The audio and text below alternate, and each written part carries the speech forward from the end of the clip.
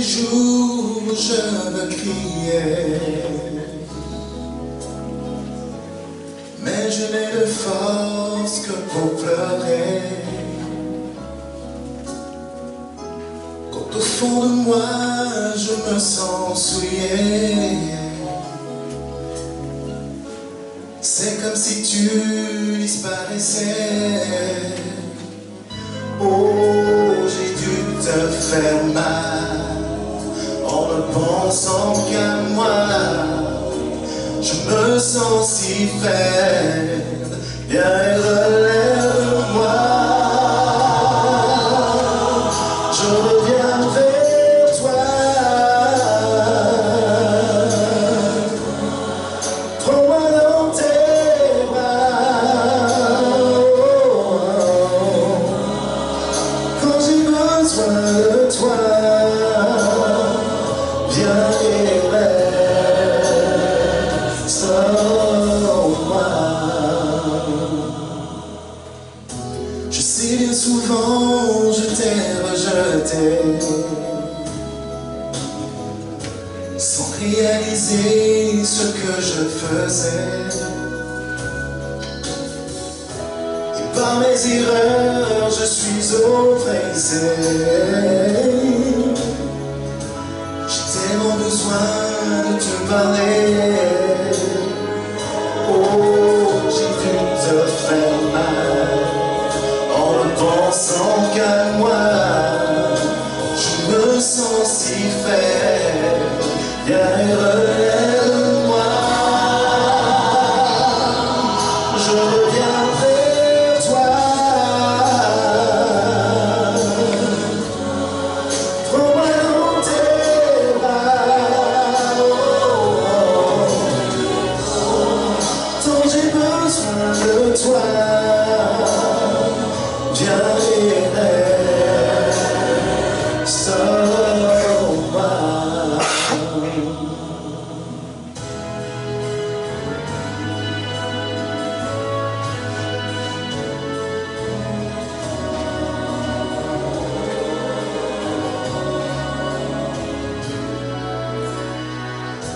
Et toi qui n'as jamais cessé de m'aimer, toi qui connais mon cœur et ses secrets, viens me remplir de tout ce que tu es, pour qu'enfin je sois libéré. Je reviens vers toi. Prends-moi dans tes bras.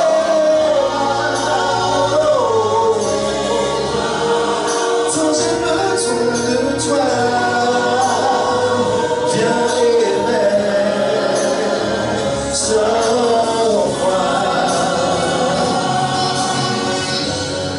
Je reviens vers toi. Prends-moi dans tes bras. Tant j'ai besoin de toi, viens et reste en moi.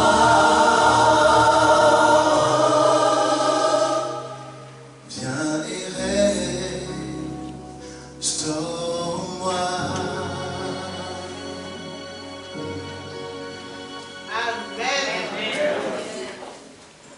Éternel, notre Dieu, Seigneur, nous voici de plus devant toi le sabbat matin. Et comme nous l'avons chanté, comme les frères et sœurs l'ont dit dans leur prière, nous voulons te remercier pour la vie, te remercier Seigneur pour ta tendresse, te remercier Seigneur pour le soin que tu prends chaque jour de chacun d'entre nous. Merci Seigneur pour ces moments de partage, ces moments où nous pouvons être ensemble, te louer et te remercier pour tout ce que tu fais dans nos vies. Merci parce que tu es toujours présent, tous les jours de nos vies, tu es à nos côtés, tu nous accompagnes. Et merci Seigneur parce que tu nous as réunis ce matin pour pouvoir entendre ta voix. Seigneur, j'ai besoin que tu sois présent, j'ai besoin que ton Saint-Esprit puisse descendre sur cette assemblée. J'ai besoin, Seigneur, que tu puisses mettre les mots que tu as préparés dans ma bouche, que je puisse dire ce que tu as à dire à cette assemblée, et que ce soit une bénédiction pour moi et pour chaque personne qui va entendre. Je te demande, Seigneur, que tu puisses bénir chaque âme qui est rentré ici. Et je te remercie pour chaque personne qui a franchi cette porte. Sois béni, Seigneur. Merci pour ton Saint-Esprit et merci pour tes anges. Au nom de Jésus, je te prie. Amen.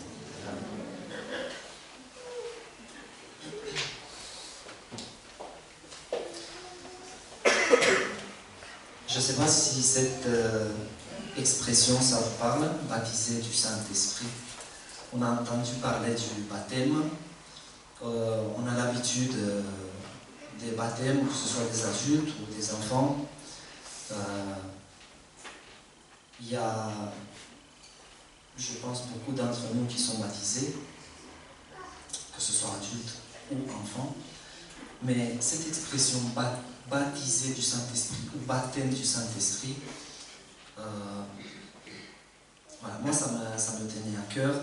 Et on a eu quelqu'un qui nous a posé une question et ça nous a éveillé la curiosité pour aller chercher et aller étudier un petit peu plus en profondeur.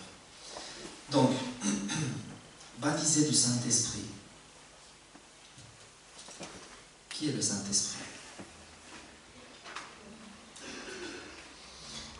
J'ai pris le texte, donc si vous avez votre Bible avec vous, c'est la première page. Première page, premier chapitre, premier verset, tout au début de la Bible. Et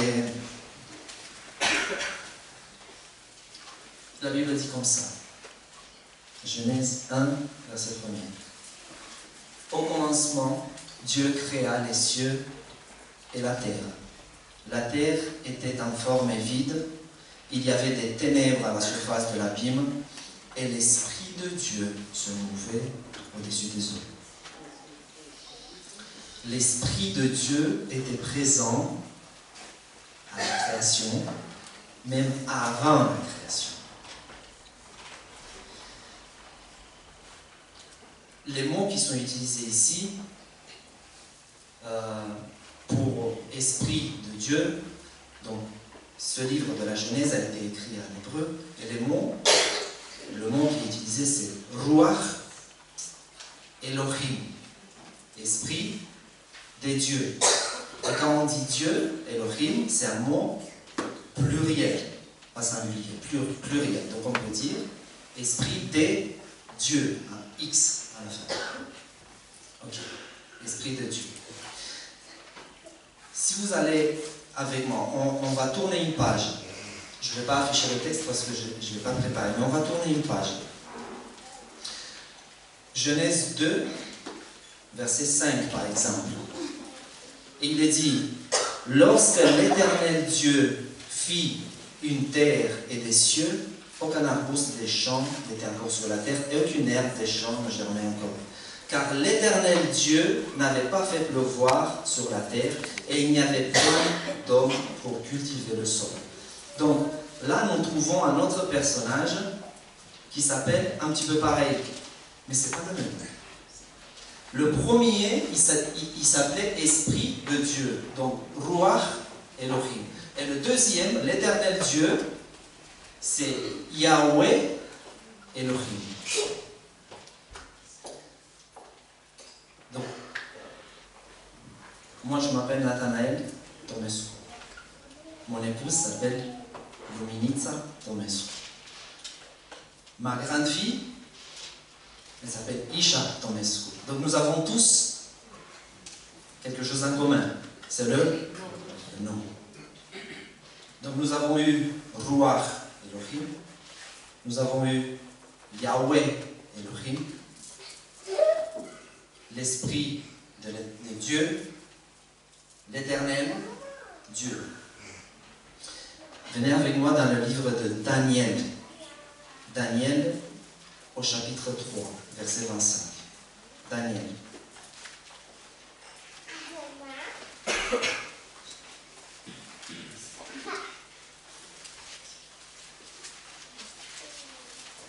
Daniel au chapitre 3.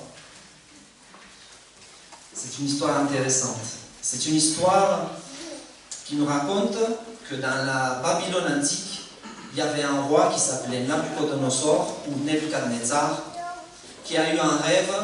Dans son rêve, il a vu une grande statue qui avait la tête d'or. Et on lui a expliqué que cette tête d'or de la statue représentait son royaume. Et qu'à un moment donné, il allait finir parce qu'après lui, il y avait d'autres royaumes qui allaient prendre la place, donc le royaume des Mèdes et des Perses, par la suite l'Empire grec et après l'Empire romain. Et Nabucodonosor, Nebuchadnezzar, il s'est dit, pourquoi mon empire il doit prendre fin? Non, je veux faire une statue entièrement d'or, de la tête jusqu'aux pieds. Mon royaume, il sera éternel. Et il a fait cette statue-là, en or, qui mesurait 66 coudées d'auteur. Donc ça fait à peu près 30 mètres, entre 20 et 30 mètres d'auteur, en or massif. Et il a amené devant la statue tous les hauts dignitaires de Babylone pour qu'ils puissent adorer la statue. Parmi eux, il y avait 3 Hébreux. Et comme vous savez, les Hébreux, ils sont spéciaux dans leur façon d'adorer. Les Hébreux, ils ont dit, non, on ne peut pas se prosterner devant ces statues-là. Et 3 personnes parmi toute une foule fait qu'à un moment donné, les serviteurs disent à Nebuchadnezzar, il y a 3 jeunes Hébreux qui ne veulent pas se prosterner devant la statue. Donc furieux, le souverain fait chauffer une fournaise qui était déjà prête et il fait jeter dans la fournaise les 3 jeunes. Et la Bible nous dit qu'une fois qu'il a fait ça et que les jeunes étaient dans la fournaise, les soldats qui les ont jetés dans la fournaise sont tombés à cause de la chaleur. Le feu était vif. Le souverain, il regarde et il voit non pas 3, mais 4 personnes dans la fournaise.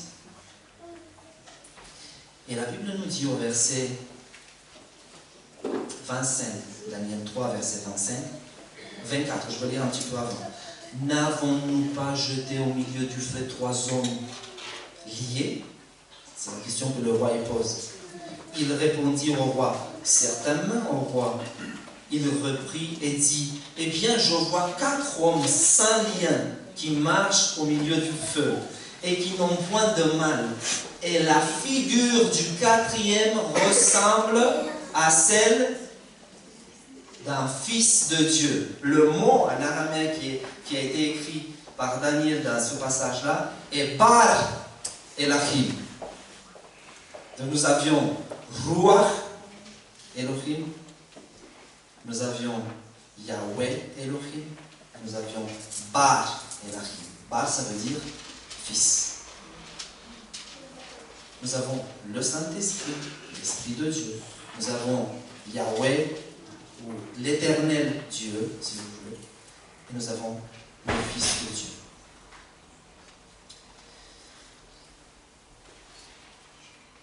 Pourquoi je vous dis tout ça? C'est parce que souvent, et dans les derniers temps de plus en plus, on se pose la question de la place du Saint-Esprit dans la divinité. Le Saint-Esprit était présent à la création. Le Saint-Esprit, quand nous lisons le dernier livre de la Bible, oui, j'avais préparé le verset. Dans le dernier livre de la Bible, Apocalypse chapitre 22, verset 17, il nous est dit, et l'Esprit et l'épouse disent, viens. Et que c'est lui qui entend dise, viens. Et que c'est lui qui a soif, vienne. Que celui qui veut prenne de l'eau de la vie gratuitement. Donc au début de l'histoire de l'humanité, l'Esprit était présent. À la fin de l'histoire de l'humanité, cette épouse qui nous est présentée ici, c'est l'Église du Christ. Et c'est lui qui l'accompagne, c'est lui qui la fortifie, c'est lui qui la soutient. C'est lui qui est avec elle à la fin, quand Jésus doit venir et quand le peuple de Dieu passe une situation terrible, une persécution qui n'a jamais eu dans l'histoire de la terre. À ce moment-là, l'Esprit, le même Esprit qui était au commencement, est avec l'Église. Et c'est lui qui lui donne la force de pouvoir dire « Viens Seigneur Jésus ». Donc l'Esprit, on le retrouve du début jusqu'à la fin de l'histoire de l'humanité.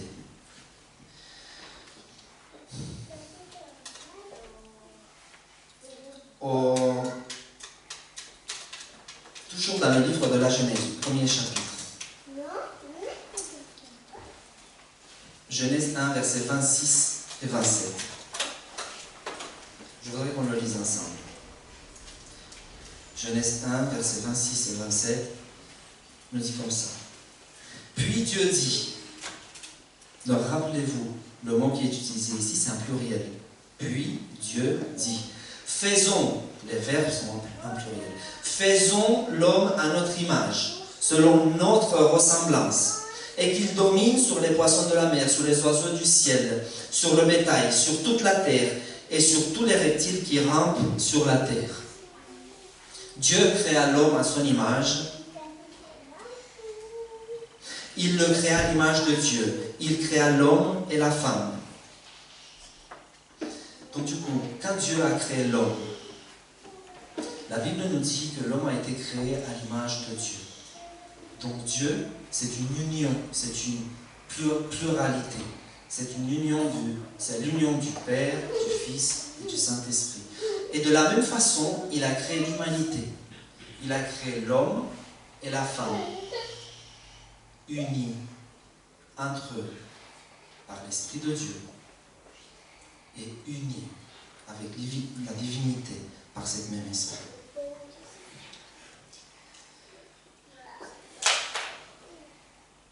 Vous savez, les jeunes, les adolescents et un petit peu plus tard les jeunes, c'est pourquoi ils ressentent ce besoin d'avoir quelqu'un dans leur vie. Parce que Dieu nous a créés comme ça. Dieu nous a créés pour que nous ne soyons pas seuls, mais que nous puissions vivre en couple, que nous puissions former des familles, que nous puissions avoir des enfants, et que de cette façon-là, nous puissions ressembler à la divinité. J'ai un ami qui, je travaillais avec lui, j'ai travaillé avec lui pendant un certain moment. Excusez-moi.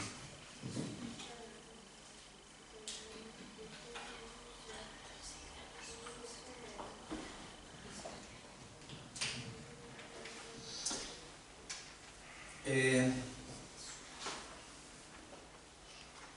souvent à midi, on s'arrêtait et on mangeait ensemble. Et il me posait des questions, donc je répondais aux questions qu'il me posait. Et il m'a demandé combien d'enfants j'en ai.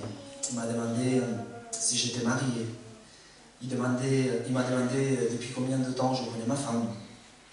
Et je répondais. Et au fur et à mesure, on a appris à se connaître. Et c'est un gars qui... C'est un jeune qui est beau gosse. Il est beau, il est grand, il fait du sport, il a une situation économique bonne, on peut dire. Il est fils unique. Et il a été adopté quand il était petit. Et ses parents, ils ont une maison à la campagne et ils ont acheté un appartement en ville. Et quand il était déjà grand, qu'il a fini ses études, il vit dans l'appartement que ses parents ont préparé pour lui. Il n'a rien à payer, quoi. Donc, il a une belle voiture, il a un bon travail. Et en discutant avec lui, il me posait des questions sur le couple. Et à un moment donné, il me dit, il faut que je trouve une bonne femme. Il avait 32 ans, donc ça fait quelques années en arrière. Il avait 32 ans, et il disait, il faut que je trouve une bonne femme. Je disais, t'es seul, t'es célibataire. Ah non, je suis en couple et tout, mais Tu sais, c'est difficile aujourd'hui de trouver une bonne femme. Et quelques temps plus tard, on mange encore ensemble et il me dit, tu sais, j'ai connu une fille, je pense que c'est la bonne. Je pense que c'est la bonne. Parce que moi, j'ai discuté avec lui, je lui disais, oui, c'est beau d'avoir des enfants, c'est beau le mariage, c'est beau le couple. Et là, il me disait, ouais, Nathanaël, je pense que là, c'est bon, c'est super, elle pense toujours à moi, elle est attentive, et ça se passe super bien et tout. Les semaines sont passées, et un jour, il me dit, il faut qu'on parle, est-ce que tu peux t'es disponible pour qu'on mange ensemble? Je dis, oui. Donc on est sortis, on a quitté l'entreprise, et on est parti dans un parc pour parler. Et il a commencé à me raconter que les choses ne se passaient pas très bien. Je dis, mais tu m'as dit qu'elle est attentive, tu m'as dit qu'elle prend soin de toi, tu m'as dit que voilà, tout se passe bien et tout. Il m'a dit, oui, mais il y a un problème, il y a un problème. Je sais quoi ce problème? Il me dit, bah, ça fait quelques années, quand elle était plus jeune, nous lui avons offert un chien. Et du coup, bon, là, elle a aménagé avec moi, du coup, elle a amené son chien avec elle. Et tu sais, moi, j'ai pas l'habitude, mais parce que je veux que ça se passe bien et parce que je l'apprécie, parce que, voilà, donc je prends sur moi et tout, mais c'est compliqué. Le chien, c'était un tout petit chien, il s'appelait Gucci. Et il avait l'habitude de dormir avec sa copine dans le lit. Et du coup, lui, il a dit, mais tu sais, je peux accepter qu'il soit là et tout, mais pas dans le lit, je ne suis pas habitué à ça, je ne peux pas... Voilà. Et du coup, ils ont essayé de le mettre dans le salon, hors de la chambre. Le chien, voilà, il faisait du bruit, il pleurait, il voulait rentrer. À la fin, ils ont mis le petit pouf dans la chambre. Il me disait, Nathanaël, c'est pas possible, je peux pas. Je me lève le matin, le chien il est là, à côté de mon visage, je le sors de la chambre, après il pleure, le matin quand je sors de la chambre, il a fait pipi là sur mon parquet, c'est plus possible, j'en peux plus, je l'aime mais je... J'ai dit, mais Cédric, tu sais quand on aime, on fait des sacrifices. Oui, mais bon, je vais essayer. Donc je discutais à chaque fois avec lui. Et il avait toujours ce problème avec Gucci, avec le petit chien. Un jour, il me dit, tu sais, Gucci est malade. Gucci avait le diabète. Et du coup, il fallait l'amener à chaque fois au médecin pour le piquer et tout. Et il me dit, ouais, j'ai pensé que comme il est malade, peut-être, voilà. Et ma femme, un jour, j'ai discuté avec elle, j'ai dit, ah ouais, pauvre Gucci et tout, peut-être un jour, vu qu'il est malade, et ma femme m'a dit, non, mais avec le traitement, ça peut aller, il a juste 10 ans, ces chiens, ils vivent 17, 20 ans, donc voilà, on peut pas se faire le temps est passé. Moi, j'ai quitté l'entreprise et je l'ai revu quelques temps plus tard. J'ai demandé comment ça se passait avec Gucci, comment ça se passait avec sa copine et tout. Et il m'a dit qu'ils sont plus ensemble et que maintenant il est avec une autre fille. Je me suis posé la question, je voudrais qu'on réfléchisse un petit peu ce matin. Qu'est-ce qui manque à Cédric?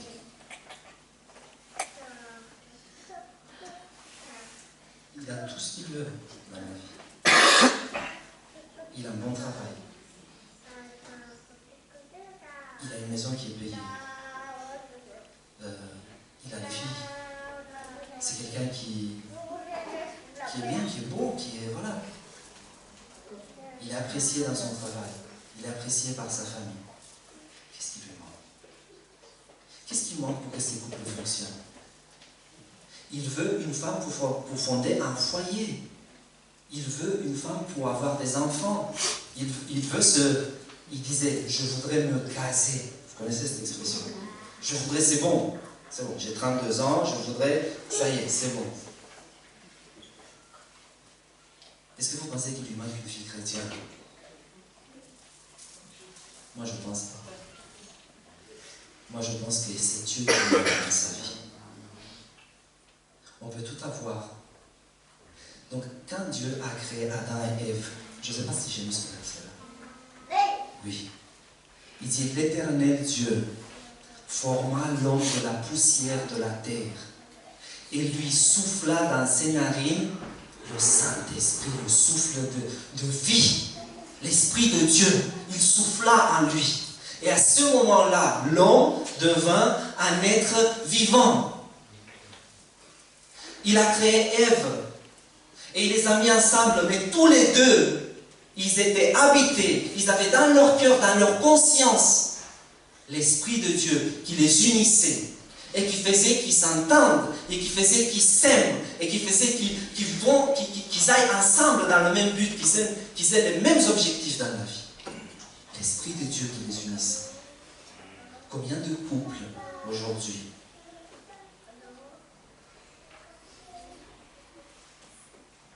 Combien de couples aujourd'hui, que ce soit chrétien ou pas, parce qu'il n'y a aucune différence, qu'ils soient dans l'église ou pas, combien de couples, excusez-moi l'expression, galèrent aujourd'hui et ils ne savent pas comment faire. Et il y a des discussions par-ci, il y a des discussions par-là. Et ils ont été peut-être copains, copines, ensemble pendant peut-être 5, 6, 7 ans. Ils se marient au bout de quelques mois, au bout de quelques années. Ils se sont divorcés. N'est-ce pas? Qu'est-ce qui manque au couple aujourd'hui? Qu'est-ce qui manque dans les familles? Qu'est-ce qui manque dans l'Église? Mes amis, la seule chose qui nous manque, c'est la présence de Dieu dans nos vies. C'est le Saint-Esprit. C'est pour ça que je voudrais qu'on étudie aujourd'hui. Qu'est-ce qu'il fait? Je ne peux pas vous dire qui il est, parce que c'est Dieu. Donc il y a certaines choses que je peux vous montrer de la Bible. Mais après, Jésus disait à un moment donné à un homme qui est venu le visiter la nuit, lui a dit, tu vois, t'entends le vent souffler, tu vois ses effets, mais tu ne le vois pas. De la même chose, de la même manière, le Saint-Esprit, on peut voir ce qu'il fait dans les couples. On peut voir ce qu'il fait dans les familles. On peut voir ce qu'il fait dans une église. On voit les effets.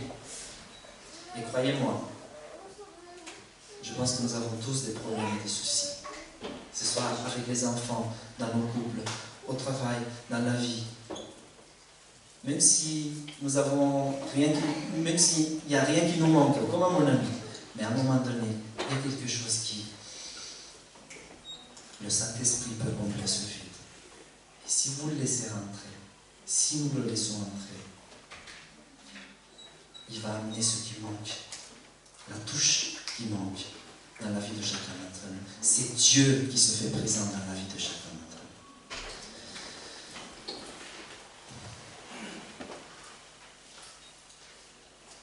nous. Ok. Je voudrais parce que j'ai beaucoup de choses à partager avec vous. Il y a un passage dans la Bible, dans 1 Corinthiens chapitre 6, verset 19, qui nous dit que nos corps, votre corps, ne savez-vous pas que votre corps est le temple du Saint-Esprit qui est en vous? Que vous avez reçu des dieux, que vous ne vous appartenez point à vous-même. Donc en gros, quand Dieu m'a créé, quand Dieu a créé Adam, j'étais un Adam parce que je suis descendu d'Adam, je suis fils d'Adam. Donc quand Dieu m'a créé pour que je sois une demeure, pour que je sois une habitation. Il a créé mon corps. Et mon corps doit être la demeure du Saint-Esprit. La Bible appelle ça temple. Mon corps, c'est le temple du Saint-Esprit. C'est le temple du Saint-Esprit. Et vous savez ce qui se passe? À un moment donné, Adam et Ève, ils ont décidé de ne pas marcher dans comment Dieu les avait conseillés. Donc Dieu leur dit, je t'ai créé, j'ai placé en toi le Saint-Esprit. Et l'homme dit, je veux être indépendant. Je veux prendre mes propres décisions. Je veux marcher de la manière que je veux.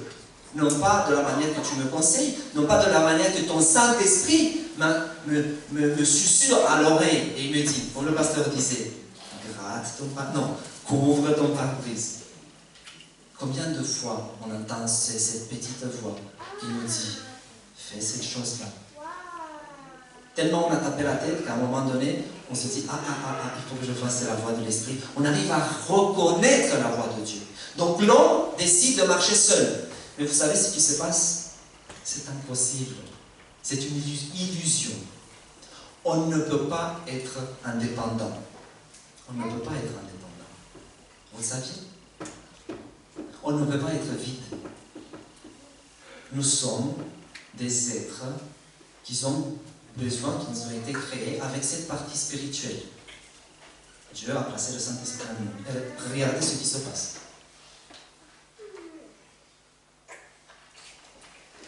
Donc nous décidons, Seigneur, je ne vais pas marcher avec toi. Je veux être indépendant. Je vais prendre mes décisions dans ma vie. Je vais faire comme je veux. Regardez ce qui se passe. Jésus explique dans Matthieu chapitre 12.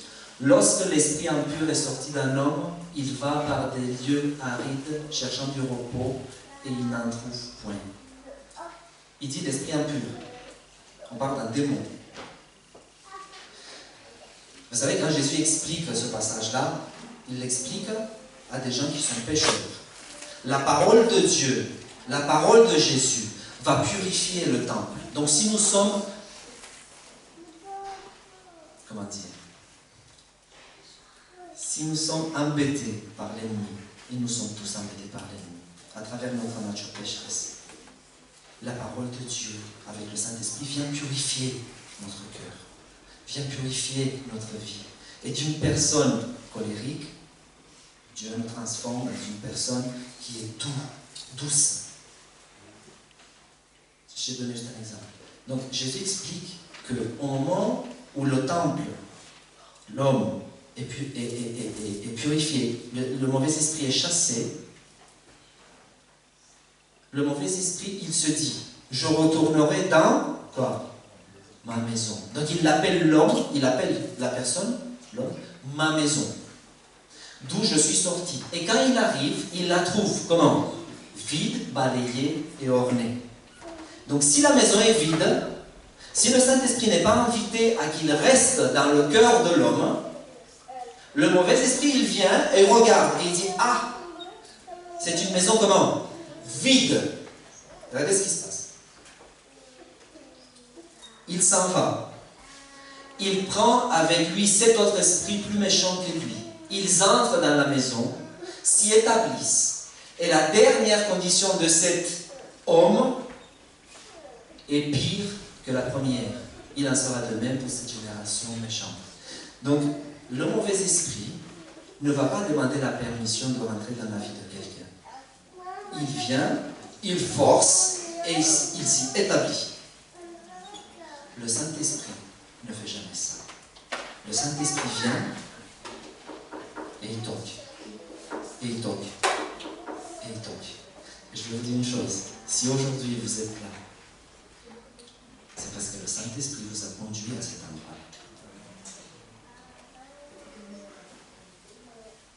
Si aujourd'hui nous sommes ici, c'est parce que le Saint-Esprit a combattu avec nous toute notre vie.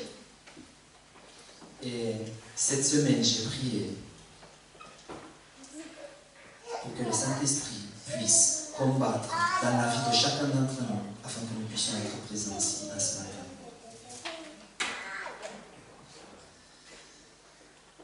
Je peux vous dire que c'est un vrai combat. C'est un vrai combat. Il peut y avoir tout plein de choses qui nous empêchent de venir entendre la parole de Dieu. L'ennemi fait tout plein de choses. Il s'invente tout plein de petites choses pour pouvoir nous empêcher. Mais le Saint-Esprit est tout puissant. Et il ne s'arrêtera jamais. Jusqu'au moment où nous lui disons « Je ne veux plus entendre ta voix, je ne veux plus savoir de toi », il ne va pas s'arrêter. Il va combattre, il va nous chercher, il va essayer de nous ramener, il va essayer de nous convaincre pour que nous puissions l'accepter, pour que nous puissions être libérés du mauvais esprit et pour que nous puissions avoir cette paix, cette joie, cette plénitude dans notre vie, ici et pour la vie éternelle.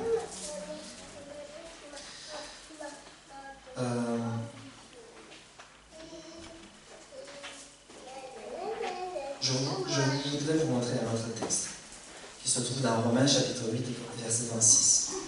Il nous dit, de même aussi, l'Esprit nous aide dans notre faiblesse, car nous ne savons pas ce qu'il convient de demander dans nos prières. Mais l'Esprit lui-même intercède par des soupirs inexprimables. Vous savez, dans ma langue, ce mot qui a été traduit ici par soupir est gémissement. J'ai été chercher en grec, c'est la langue du Nouveau Testament, et c'est le mot qui a été écrit, c'est gémissement. Donc en gros, le Saint-Esprit intercède pour nous par des soupirs ou gémissements inexprimables. Et je me suis posé la question pourquoi. Je voudrais vous montrer quelques textes. Je ne vais pas les afficher en parlant, je vais les lire. Donc 2 Corinthiens 3, 17, c'est comme ça. 2 Corinthiens 3, 17.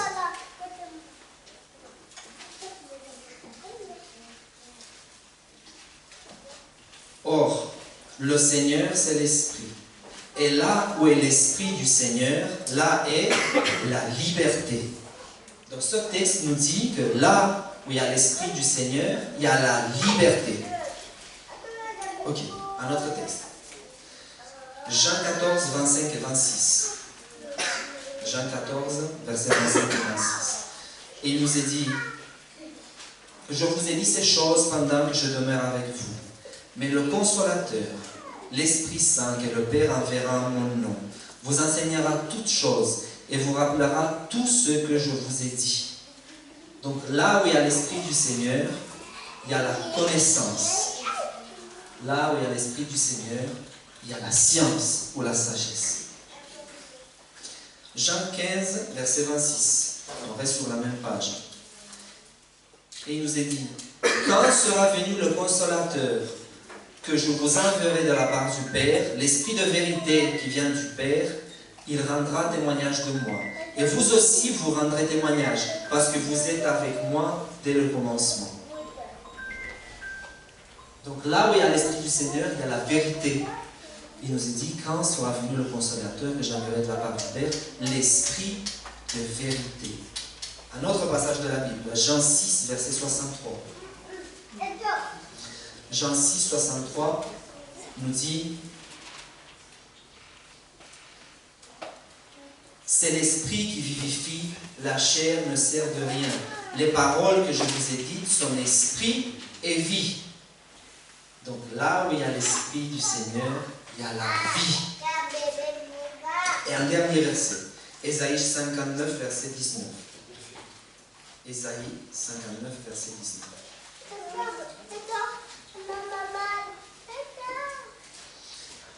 Ésaïe 59, 19, il nous dit, quand l'ennemi viendra comme un fleuve, l'Esprit de l'Éternel le mettra en fuite. Donc là où il y a l'Esprit du Seigneur, il y a la victoire. Maintenant, je pense que vous avez vu ce qui se passe en Espagne avec les inondations. Quand j'ai lu ce texte, je me suis rappelé ce que j'avais vu. J'ai grandi à 50 km de là où il y a des inondations. Mes parents, ils sont encore là-bas. Et c'est terrible ce qui se passe. Là, nous avons les noticiers qui nous disent qu'il y a près de 400 morts. Il y a beaucoup plus. Il y a beaucoup plus. Et il y a des témoignages terribles, terribles. J'ai vu une personne qui était au milieu des eaux, qui s'était accrochée à un poteau, qui l'eau lui arrivait par la ceinture, et j'en veux plus, c'était un poteau, un arbre. Il y avait comme une espèce de congélateur, ou je ne sais pas ce que c'était, une espèce de grosse tôle qui était venue se coincer contre le poteau où il s'était mis. Et cette personne, comme beaucoup d'autres, ils ont pris leur portable Et ils ont appelé leur famille parce qu'ils pensaient qu'il était passé. Et en appelant sa famille, il appelait sa famille en visioconférence. Il disait, je pense que c'était un chrétien, parce qu'il disait, le Seigneur est bon, le Seigneur est bon, je suis vivant, regardez, je puis m'accrocher à ce poteau-là, le Seigneur est bon. Et là, on voit une voiture, une grosse voiture, qui était amenée par les eaux, qui allait venir l'écraser. Et la voiture est venue, elle a tapé la grosse ferraille qui était déjà bloquée sur le poteau, a glissé sur le côté, elle est partie. Et le gars, il dit, le Seigneur est tellement bon, il a mis une barrière autour de moi. Le Seigneur est bon, le Seigneur est bon. Quand j'ai lu ce texte, il n'est pas affiché, il disait, quand l'ennemi viendra comme un fleuve, l'Esprit de l'Éternel le mettra en fuite.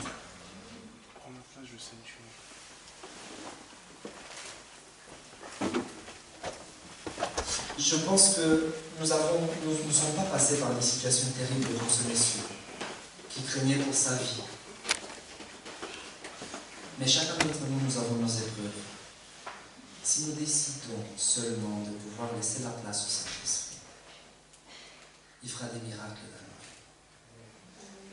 La Bible nous promet, la parole de Dieu nous dit ici que même quand l'ennemi viendra comme un fleuve, même quand tu ne vois pas la solution au problème que tu as dans ta vie, même quand tu sens que tu es submergé, même quand tu vois qu'il n'y a plus de solution pour ton couple, pour ton mariage, même quand tu vois qu'il n'y a plus de communication avec ton enfant, la parole de Dieu nous assure et nous donne cette promesse que l'Esprit de l'Éternel mettra l'ennemi en fuite. Donc, maintenant, on a dit que l'Esprit... Ah, merci. Désolé.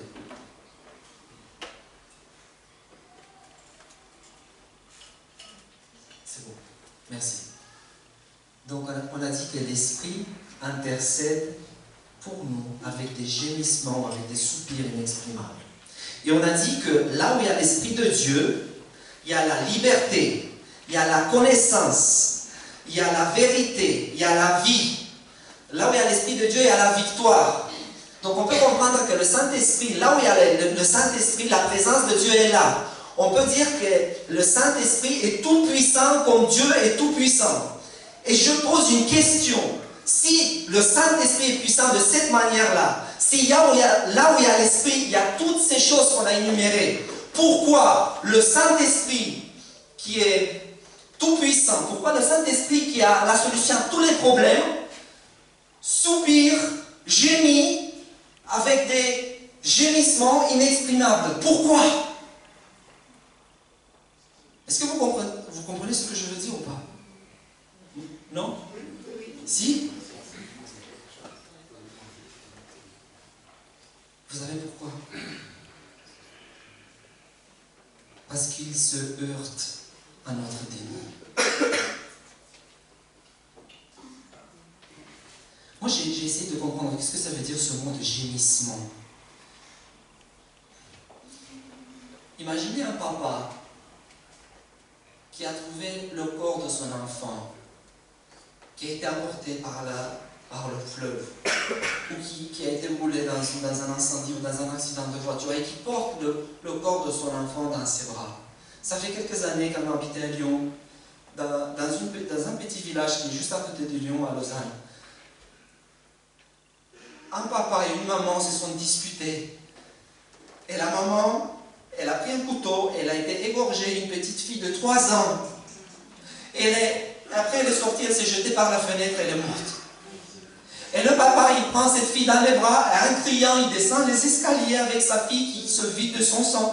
Appelez les pompiers, appelez les pompiers. Donc je me dis, est-ce que vous comprenez la différence entre pleurer et gémir? Quand tu n'as plus d'air, quand tu n'as plus de mots, quand tu n'as plus de souffle, à ce moment-là, tu ne pleures plus, tu gémis. C'est l'expérience du Saint-Esprit avec chacun d'entre nous, parce qu'il veut nous sauver, parce qu'il voit qu'on voit droit à la mort, à la perdition. On nous fait du mal à nous-mêmes. On fait du mal à nos enfants, à notre épouse, à notre époux. On fait du mal à ceux qui sont autour de nous. Et on va se perdre pour l'éternité. Et à chaque jour, il vient et il frappe. Il dit, mon fils, ma fille, s'il te plaît, reviens. Et on lui dit non. Et il a, dans sa toute-puissance, il a la vérité, il a la connaissance, il a tout, il a la victoire. Il peut chasser l'ennemi dans nos vies. Il est impuissant parce que je ne laisse pas rentrer dans ma vie. Est-ce que vous comprenez? Et il gémit par des soupirs inexprimables. Inexprimables. Ça se comprend?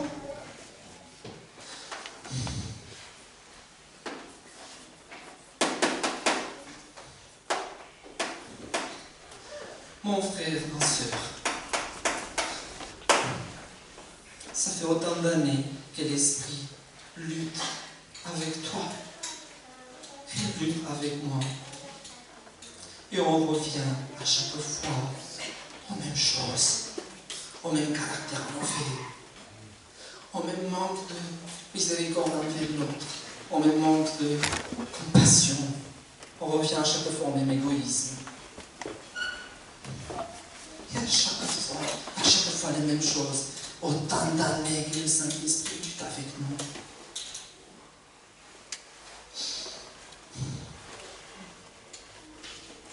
Et il veut nous donner la paix, il veut nous donner la liberté, il veut nous donner la victoire sur toutes choses. Et on s'entête à le laisser dehors de nos vies. Pour ceux qui sont venus pour la première fois, je ne vous connais pas, je ne suis pas d'ici, je ne connais pas les personnes qui viennent souvent, les personnes qui viennent pour la première fois. Mais je veux te dire une chose, si tu es venu pour la première fois. Sache que tous les jours de ta vie, depuis que tu étais dans le ventre de ta maman, le Saint-Esprit t'a accompagné. Et il a toujours respecté tes choix ou les choix de ceux qui étaient à ta charge, tes parents ou ceux qui ont pris soin de toi. Le Saint-Esprit, il t'a accompagné tous les jours de ta vie. Je discutais cette semaine qui est passée avec quelqu'un qui me disait, quand ma maman était enceinte, elle se donnait des coups de poing sur son ventre pour pouvoir perdre le bébé parce qu'elle ne voulait pas des bébés. Elle avait déjà des bébés, elle ne voulait plus. Mais le Saint-Esprit avait un plan avec cette personne-là. Et aujourd'hui, cette personne-là est la maman de 4 enfants et est mon épouse.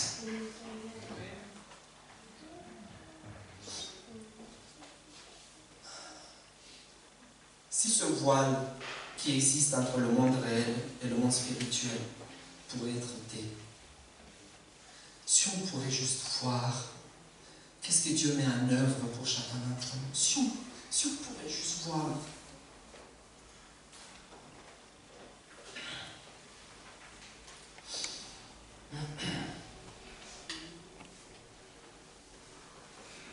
Si nous décidons aujourd'hui de le laisser entrer dans nos cœurs,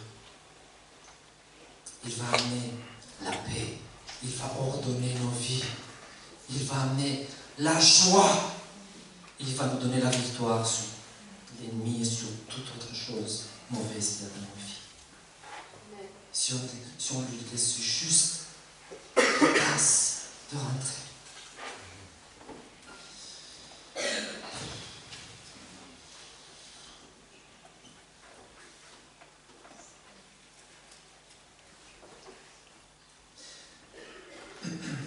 Je ne sais plus par où.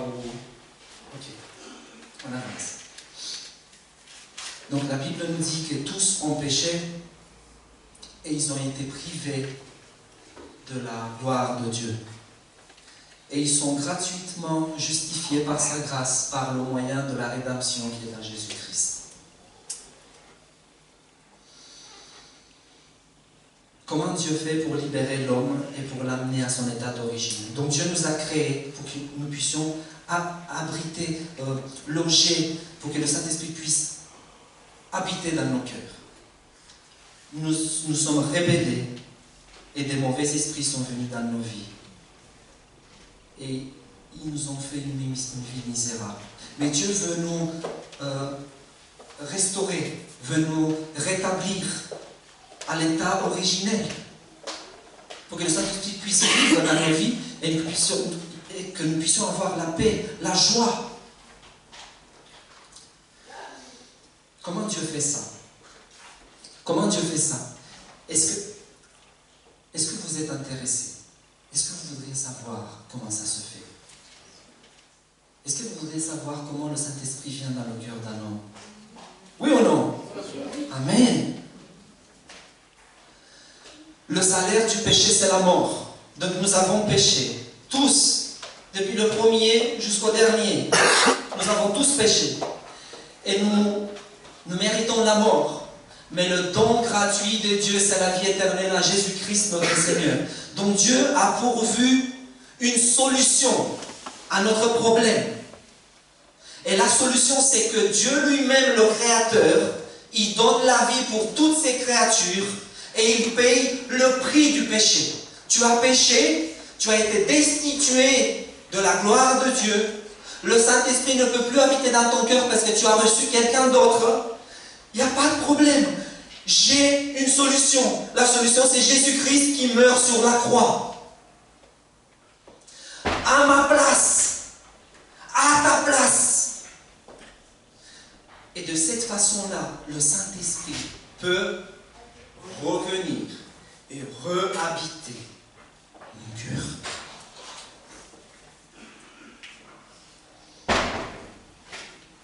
Actes chapitre 2, versets 37 et 38. Pierre, au jour de la Pentecôte, prêche. Je ne vois pas. Ah si. L'horloge.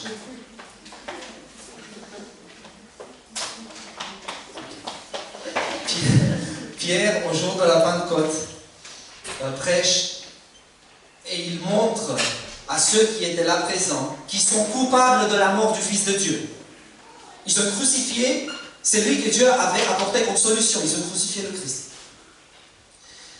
Et après avoir entendu ce discours, ils eurent leur cœur vivement touché. Donc ils posent la question, ok, nous sommes coupables, ok, nous avons tué le Fils de Dieu, ok, nous avons tué le Messie, ok, nous avons tué celui qui était la solution. Qu'est-ce qu'il faut faire?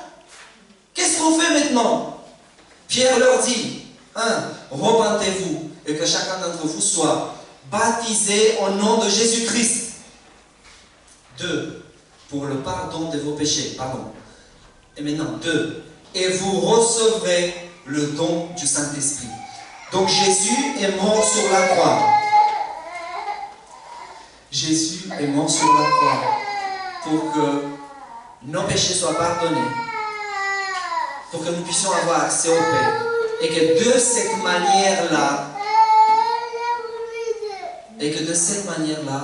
nous puissions recevoir la promesse du Père qui est le don du Saint-Esprit. Donc, le Saint-Esprit, il vient dans le cœur de l'homme au moment où l'homme accepte qui? La solution qui est Christ. C'est comme ça que ça marche. Maintenant,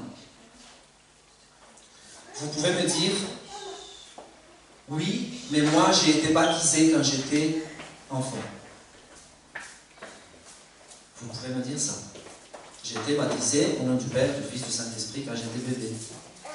Mais vous savez, avec Dieu, ça ne marche pas comme ça. Ça ne marche pas comme ça parce qu'il faut que la personne puisse donner sa permission. Vous vous rappelez, le mauvais esprit, il vient et il casse la porte, il rentre sans demander la permission. Mais avec le Saint-Esprit, ça ne marche pas comme ça. Il faut qu'on lui donne la permission. Il faut qu'un enfant qui a un âge de raison, 12, 13, 14 ou plus tard, puisse dire, oui, je veux la solution que Dieu a pourvue. Je veux être pardonné de mes péchés par le sang de Jésus-Christ. Et au moment où je dis ça, le Saint-Esprit peut venir dans mon cœur. Au moment où j'accepte, il faut que j'accepte.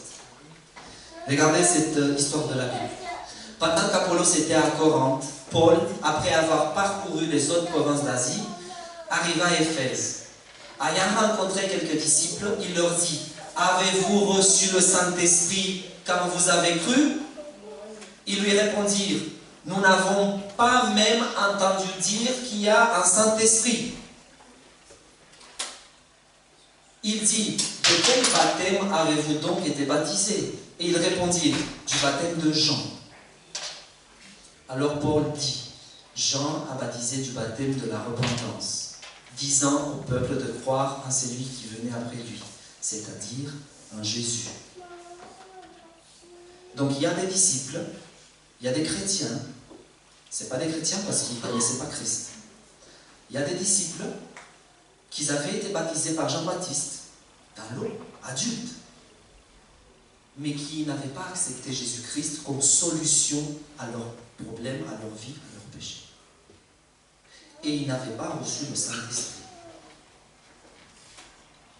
Sur ces paroles, ils furent baptisés au nom de qui?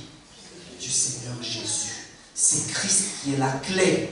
C'est Christ qui est la solution. C'est à travers Christ que nous pouvons être restaurés et que le Saint-Esprit puisse habiter à nouveau dans nos cœurs. Ils ont été baptisés au nom du Seigneur Jésus. Lorsque Paul leur eut imposé les mains, le Saint-Esprit vint sur eux et ils parlaient en langue et prophétisaient. Ils étaient en tout environ 12 hommes. Donc Christ est la clé pour pouvoir accéder au Saint-Esprit. Dieu voudrait nous le donner, mais il ne le peut pas. Il faut que la relation soit rétablie avec Dieu. Nous avons péché, nous avons offensé Dieu.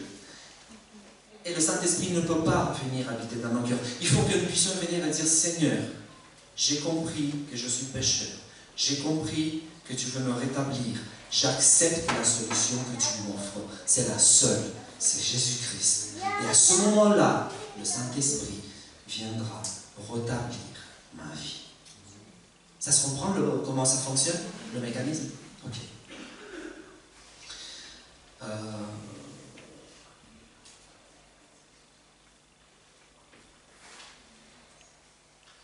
L'œuvre du Saint-Esprit.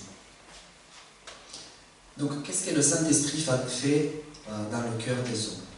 Je vous ai dit que depuis que vous étiez dans le ventre de votre maman, depuis que vous êtes né, le Saint-Esprit vous a accompagné.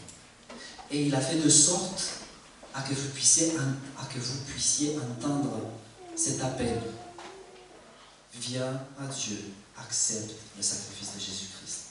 Toute votre vie, il a essayé de vous conduire afin que vous puissiez entendre ces paroles. Accepte Jésus-Christ pour être rétabli. Ça s'appelle l'œuvre de la conviction. Donc le Saint-Esprit doit d'abord nous convaincre du fait que nous sommes pécheurs. Je dois reconnaître que je suis un pécheur. Et je dois reconnaître qu'en tant que pécheur, je mérite la mort. La première œuvre du Saint-Esprit, c'est l'œuvre de la conviction. Il doit me convaincre que je suis pécheur. Deuxième œuvre du Saint-Esprit, c'est la conversion. Qu'est-ce que ça veut dire? Est-ce que vous pouvez continuer un petit peu avec moi? Je sais que c'est tard, mais il reste très peu. C'est bon? Je peux continuer? C'est bon? Ok, merci. Qu'est-ce que c'est la conversion? Je vais essayer de donner un exemple. Imaginez que vous êtes en voiture et que vous roulez sur une autoroute. Et qu'à un moment donné, il y a quelqu'un qui fait du stop. Je sais, c'est bizarre sur l'autoroute, mais imaginez que quelqu'un fait du stop. Vous vous arrêtez, vous prenez cette personne avec vous, et cette personne-là, c'est le Saint-Esprit. Vous ne le savez pas. Mais elle s'assoit à droite, et elle commence à vous parler. Elle vous dit, mais là, le sens, parce qu'en fait, une direction, c'est Paris-Lyon, Paris-Marseille. Mais le sens dans lequel tu vas, c'est pas le bon. Vous lui dites, comment ça, c'est pas bon? Mais je vais à Paris, je sais où je vais. Il dit, non, c'est pas... Tu vas pas dans la bonne direction, mais pas dans le bon sens. Tu vas pas à la bonne adresse. Tu es sûr? Oui, je suis sûr. Tu veux voir? Oui. Et il vous prête des jumelles. Et vous prenez les jumelles que le Saint-Esprit vous donne, que cette personne vous donne, et vous regardez. Et vous voyez qu'au bout de l'autoroute qui est toute droite, il y a l'enfer. C'est Satan avec ses anges qui attendent à que vous arriviez pour pouvoir vous finir. Et là, vous vous dites, waouh, mais je ne savais pas que j'allais dans cette direction-là. Donc, il vous a convaincu du péché. Vous allez dans la mauvaise direction.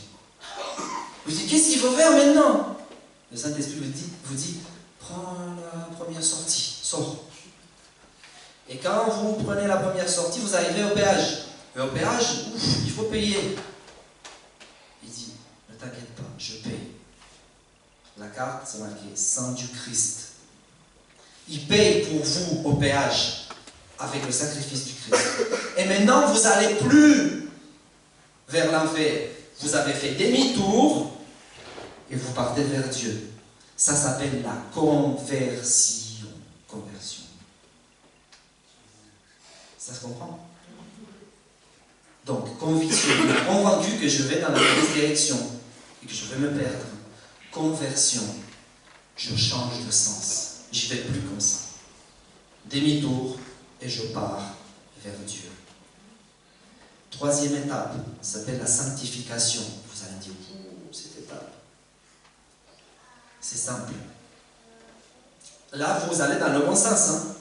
Vous n'allez plus vers le méchant qui vous attend là-bas. Non, vous allez dans le bon sens. Il est à droite.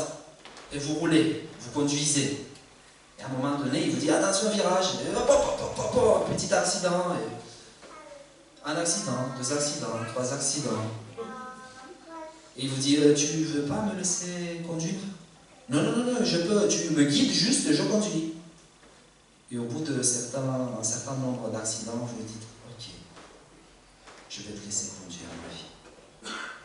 Conduis ma voiture et amène-moi là où il le faut. Ça s'appelle la sanctification. Il y a des choses dans vos vies, il y a des choses dans ma vie qui ne sont pas selon le plan de Dieu. Et si nous marchons avec lui, qui est le copilote, il va nous dire, laisse-moi te conduire. Depuis à peu près 2 mois, je travaille dans une entreprise, en intérim, et le responsable de l'entreprise, quand j'ai fait l'entretien pour rentrer, il s'appelle Gabriel, le responsable. Et quand j'ai fait l'entretien, il me dit, ah mais tu sais bien écrire. J'ai dû écrire quelques papiers en français. Tu fais pas de faute. J'ai rien dit. Et après, j'ai complété les papiers, j'ai été vers son bureau, et il me dit, où est-ce que tu as appris, depuis quand tu es en France? J'ai dit, depuis 2011. Et où est-ce que tu as appris le français? J'ai dit, au boulot. Ah oui, au boulot, comme ça? J'ai dit, oui, mais j'aime bien lire. Et il dit, ah oui, t'aimes bien lire? Et qu'est-ce que tu lis? Je dis, la Bible. Je dis, la Bible? Il y avait lui et son adjoint qui était dans le bureau, il dit, la Bible? Je dis, oui, j'aime bien la Bible. Mais c'est bien ça! Je dis, oui, c'est bien. Ah, d'accord, d'accord. Bah, de là, c'est parti. Un autre jour, là, il a pu poser des questions, mais un autre jour, il m'a demandé par rapport à mes enfants, s'ils étaient baptisés, s'ils ont fait la première communion.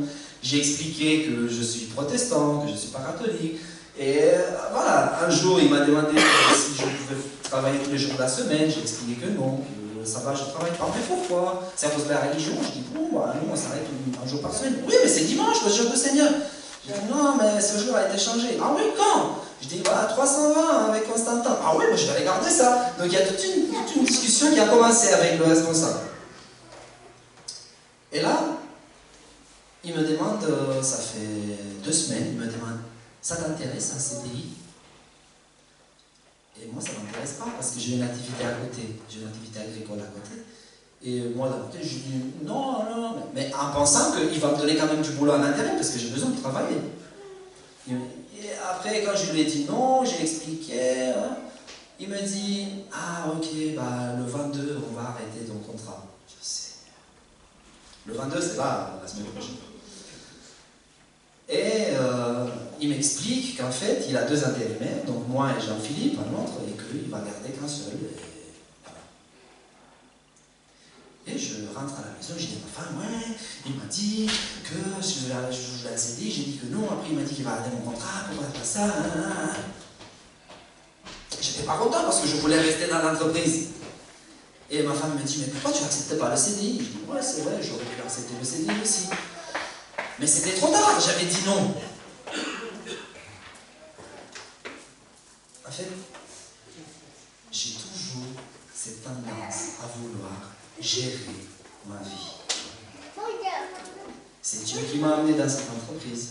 C'est Dieu qui a fait que je sois là où je suis aujourd'hui. Je suis convaincu de ça. Mais quand il y a des choses qui ne vont pas dans mes plans, parce que j'avais un plan de pouvoir travailler dans cette entreprise-là au moins jusqu'au mois d'avril-mai. Je me dis, ah mais laisse-moi le volant, vous voyez ça? Je veux conduire ma vie. C'est ça en fait, faire confiance à Dieu. C'est pouvoir dire, ok Seigneur, tu veux que j'arrête le ventre, il n'y a pas de souci. Où est-ce que tu veux m'amener? Est-ce que tu veux que je connaisse d'autres personnes? Est-ce que je ne sais pas quels sont les plans de Dieu? Est-ce que ça se comprend? Donc, on veut toujours conduire, on veut toujours gérer notre vie. Maintenant,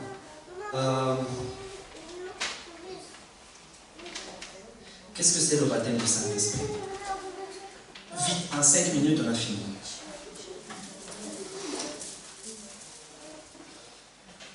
Est-ce que vous avez vu ce texte-là? Je suis sûr que vous l'avez lu, mais est-ce que vous avez prêté attention à ce texte-là?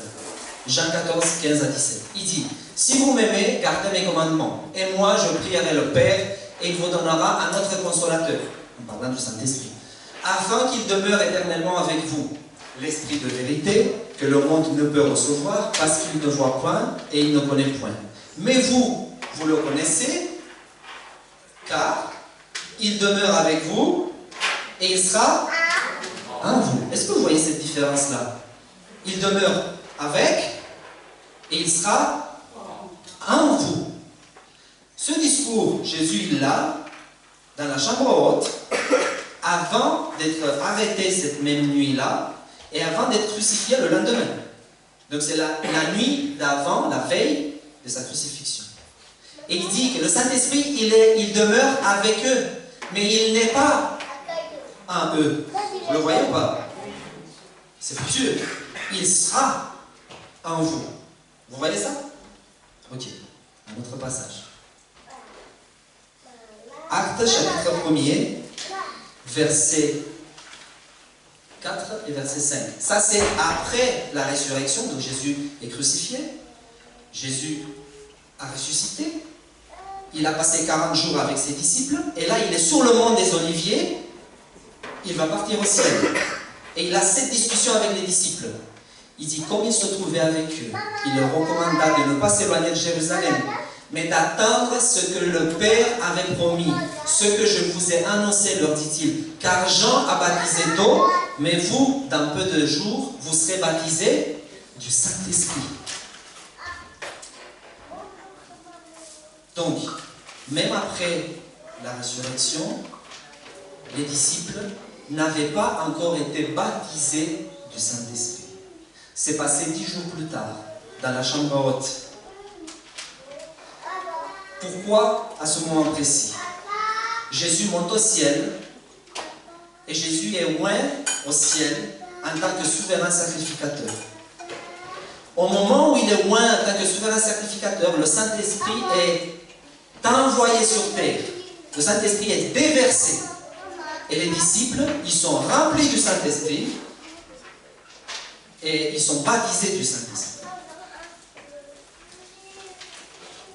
Maintenant, est-ce que vous savez ce qui s'est passé à la chambre haute? Juste 2 textes. Le jour de la Pentecôte, ils étaient tous ensemble dans le même lieu. Tout d'un coup, il vint du ciel un bruit comme celui d'un vent impétueux, et il remplit toute la maison où ils étaient assis. Des langues semblables à des langues de feu leur apparurent séparées les unes des autres et se posèrent sur chacun d'eux. Donc, à la Pentecôte, quand le Saint-Esprit fut déversé, on a eu un bruit fort, on a eu un vent impétueux, on a eu des langues de feu. Je voudrais vous montrer ce verset qui se trouve dans l'Hébreu.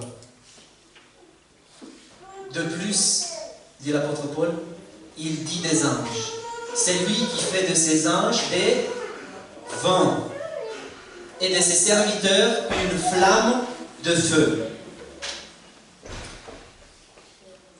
Je comprends qu'au jour de la Pentecôte, quand Jésus a été oint au ciel en tant que souverain sacrificateur, quand le Père a reçu son sacrifice, il est monté au ciel et il a présenté le sacrifice au Père et le Père l'a accepté. Je reçois ton sacrifice pour chaque être humain. À ce moment-là, le ciel a été vidé d'anges qui sont descendus ici sur terre pour aider les disciples dans leur mission. Et le chef commandant de ces anges, c'est le Saint-Esprit. Les anges, ce n'est pas le Saint-Esprit. Les anges sont habités comme nous par le Saint-Esprit. Le Saint-Esprit habite dans les anges de la même façon qu'il habite dans les hommes. Donc le ciel a été vidé pour que les anges puissent venir en aide aux disciples. Des lames de feu, un vent impétueux, la maison a tremblé, là ils avaient de l'aide. Et je discutais avec des jeunes à un moment donné, et je leur disais, on lisait des passages du livre d'Actes, où il est dit que quand l'ombre de Pierre et Jean passait, les malades guérissaient. Les vêtements de Paul étaient déposés sur les malades, et les malades guérissaient. Donc, dans le livre des Actes, au moment où les disciples ils ont reçu le Saint-Esprit, il y a eu des miracles, des merveilles, il y a eu de la puissance.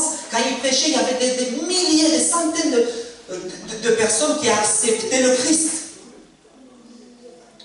Parce que le Saint-Esprit était là, et tous les anges du ciel sont venus combattre les mauvais esprits. Tous les anges du ciel sont venus aider les disciples dans leur mission. Maintenant, pour nous,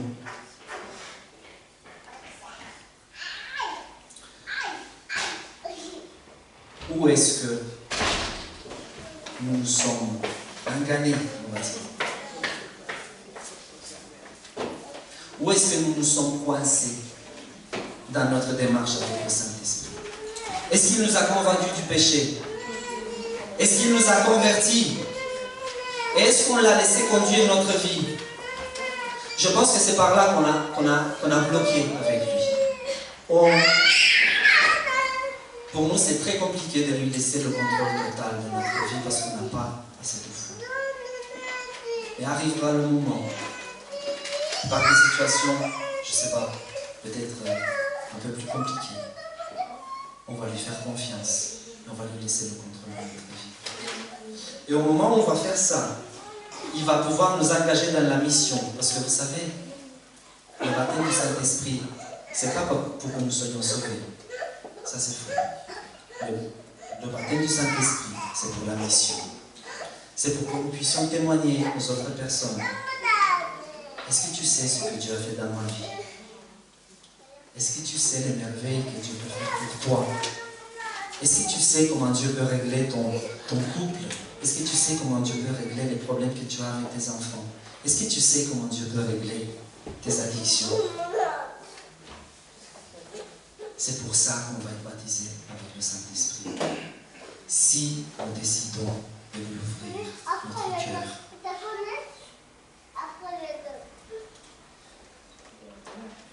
Il y aura d'autres choses à dire, mais je vais m'arrêter là parce que je ne veux pas être plus long. Juste, dernier passage.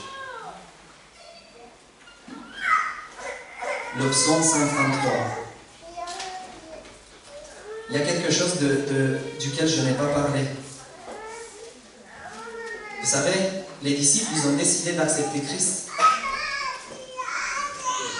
Mais il y avait quelque chose à régler avant de recevoir le Saint-Esprit.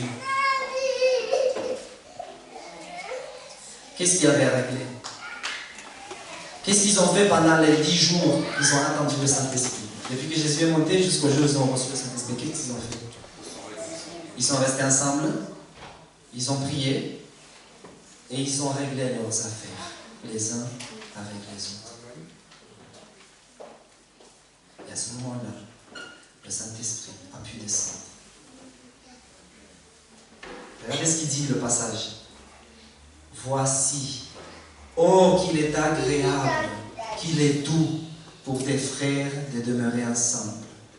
C'est comme l'huile précieuse qui est répandue sur la tête, descend sur la barbe d'Aaron, qui descend sur les bords de ses vêtements. Aaron, c'est le souverain sacrificateur, comme Christ est souverain sacrificateur. Aaron a été oint d'huile, comme Christ a été oint du Saint-Esprit. Le Saint-Esprit, l'huile est coulée sur la barbe d'Aaron et sur ses vêtements, de la même façon que le Saint-Esprit est coulé sur la barbe et sur les vêtements de Jésus, et est tombé sur terre, sur les disciples, qui avaient fait le nécessaire pour pouvoir le recevoir. Ce passage parle de la Pentecôte. Voici qu'il est agréable et doux que les frères demeurent ensemble. C'est comme la rosée de l'Hermon qui descend sur les montagnes de Sion, car c'est là que l'Éternel envoie la bénédiction, la vie pour l'éternité. Est-ce que vous vous rappelez comment Jésus a dit que le monde va croire à notre témoignage? Si nous sommes pas l'amour des uns pour les autres, si nous sommes un, comme lui et le Père sont un, et nous serons un avec eux. Donc si nous sommes unis, s'il y a la fraternité, s'il y a la communion, il y a le Saint-Esprit. Ça se comprend? Moi j'ai fini, je veux donner juste un petit témoignage. Jeudi après-midi, j'ai écrit un texto pour le pasteur Thierry. Et avant de l'envoyer, je me suis dit non quand même, je vais aller prier. J'avais écrit que je ne voulais pas venir aujourd'hui, parce que je ne pouvais pas. Et j'étais dans la chambre, je me suis mis à genoux. Et j'ai prié, j'ai raconté à Dieu tout ce qu'il y avait dans mon cœur. Et je lui ai demandé pardon pour tout ce que j'avais à lui demander pardon. Et en priant, je me suis endormi. J'étais tellement bouleversé. Et au moment où je me suis réveillé plus tard, parce que je ne vous ai pas dit, mais je travaille de nuit, je commence à 3 h le matin et je finis vers 11 h. Donc du coup, l'après-midi, j'étais bien fatigué. Quand j'ai prié, je me suis endormi. Et quand je me suis réveillé, je me suis rappelé d'une expérience. Ma femme, elle était enceinte de notre dernier fils. Et on a dû aller faire une échographie. C'était un vendredi l'après-midi. Et il fallait qu'on parte de chez nous, donc de l'Aveyron, jusqu'à Lyon. On avait 4h30 de route, parce qu'on était encore plus loin de là où on habite. On était à Villefranche de Rouergue. Et on a fait l'échographie, on est monté dans la voiture. On a pris la A89, on roulait. Et à un moment donné, je me suis trompé avec le GPS. J'ai sorti là où il ne fallait pas sortir. Et j'ai commencé à stresser. Les enfants, en même temps, dans la voiture derrière, ils ont commencé à s'agiter. J'ai commencé à crier sur les enfants. Je ne sais pas ce que mon épouse m'a dit. J'ai crié sur mon épouse. Et après, il y avait un silence dans la voiture. J'entendais mes pensées. Personne ne parlait. Et on allait à Lyon. Parce qu'on faisait partie d'un groupe de Roumains. On allait à Lyon le lendemain, le samedi. Je devais prêcher. Et là, je me sentais mal. On était à mi-chemin. À un moment donné, ma femme, elle me dit, tu veux que je conduise? Je dis oui. Et c'est mis au volant. Notre voiture, elle a 3 rangs de sièges, elle a 7 places. Donc il y a 2 devant, 3 au milieu.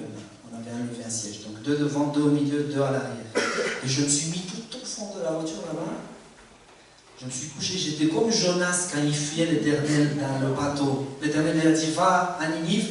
Et lui, il a fui, il s'est caché dans le bateau. Il dormait, il y avait la tempête. Ils allaient se noyer. Et lui, il dormait. Et les gens lui disaient, qu'est-ce que tu fais là? En fait, il se cachait de Dieu. Pareil, j'étais dans la voiture. Quand je me suis endormi, quand on est arrivé à peu près on a dépassé Clermont-Ferrand, on était à peu près à 1 heure de Lyon, je me suis réveillé, j'ai regardé par la fenêtre, ma femme conduisait. Et la seule chose que j'avais envie de faire, c'était de rentrer chez moi. Les pensées dans ma tête. Où est-ce que tu vas aller demain pour parler aux gens de la Bible, pour parler aux gens de Dieu? Et toi, tu as créé sur tes enfants, tu as créé tout sur ta femme. Tu te comportes de cette manière-là. Tu vas où comme ça? La culpabilité, vous savez? les pensées qui sont là. J'avais qu'une envie de rentrer.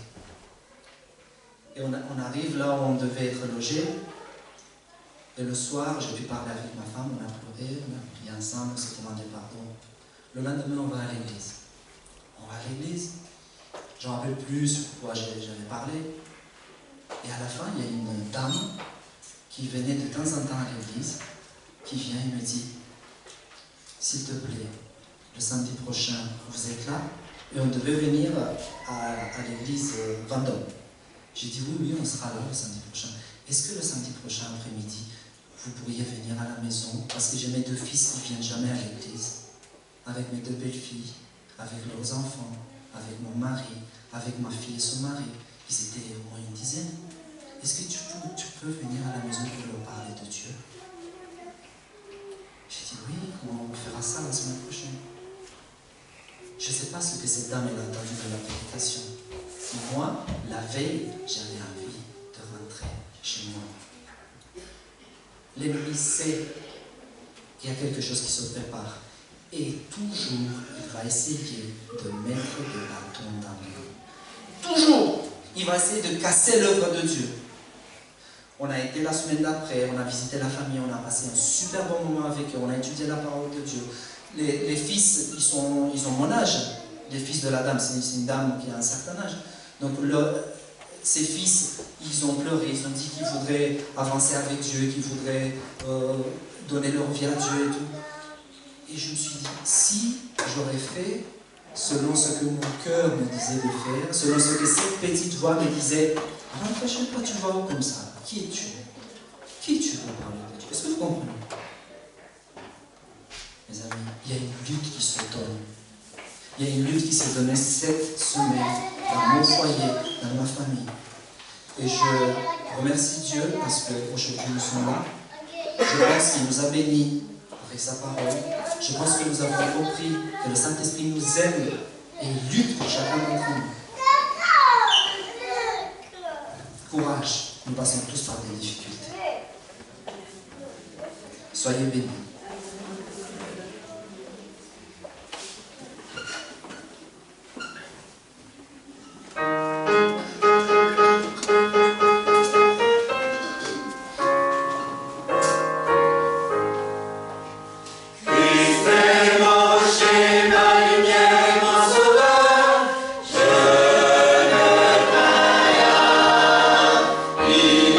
Mon père et mon frère me soutiennent.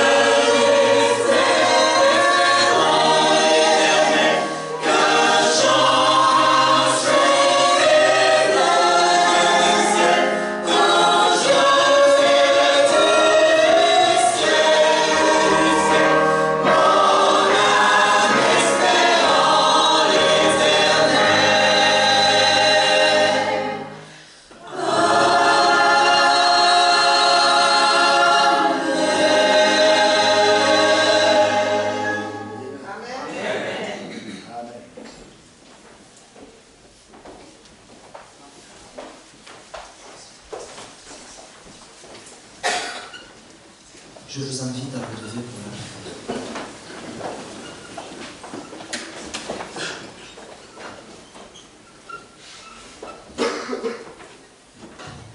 Notre Dieu, Seigneur, nous venons à la fin de ce moment de partage devant toi pour te louer, pour te dire merci pour... Nous n'avons pas de mots, Seigneur, pour te remercier pour tout ce que tu fais dans nos vies et pour la tendresse, la patience et l'amour avec lequel le Saint-Esprit nous visite chaque jour. Je voudrais te remercier, Seigneur, pour ces beaux textes que tu nous as laissés dans ta parole. Et te dire merci parce que tu m'as permis de pouvoir les présenter comme ça. Je suis content de te faire. Bénis, Seigneur, chaque oreille qui a pu entendre ce message. Bénis, Seigneur, chaque famille. Bénis, Seigneur, chaque couple. Bénis, Seigneur, chaque père, chaque mère, chaque enfant qui a été ici présent, qui l'a entendu. Que le Saint-Esprit les visite, que le Saint-Esprit lutte pour eux, que les anges ont vidé le ciel pour pouvoir nous aider et que nous ne sommes pas seuls. Visite les Seigneurs, donne-leur le courage, donne-leur l'espérance, donne-leur la certitude de qu'ils ne sont pas seuls et que tu luttes pour chacun d'entre nous. Sois avec nous dans la semaine qui suit, Seigneur. Bénis cette église, bénis le pasteur de cette église, bénis les anciens et bénis, Seigneur, le travail qui se fait ici. Et nous réclamons, Seigneur, humblement, au nom de Jésus-Christ, ton Fils, que ton Saint-Esprit puisse baptiser chaque membre de cette Église. Merci pour tout ce que tu fais dans nos vies. Merci parce que tu nous aimes. Au nom de Jésus, je t'ai prié. Sois béni, Seigneur. Amen. Amen.